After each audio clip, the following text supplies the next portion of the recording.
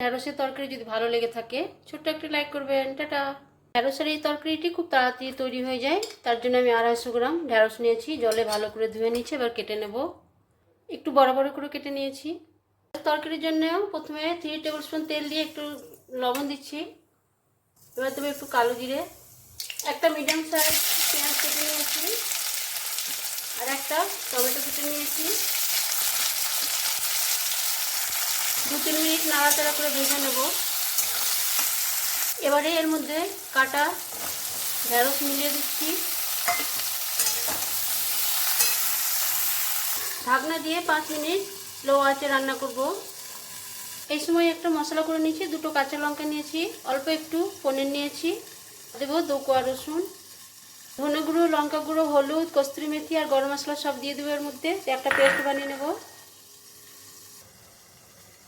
ঢাকনা দিয়ে রান্না করে নিয়েছি, এবার মশলা দিচ্ছি, মশলা ধোয়ার জলটাও দিয়ে দিচ্ছি। এবারে নাড়াচাড়া করে 2-3 মিনিট আরও ঢাকনা দিয়ে রান্না করব।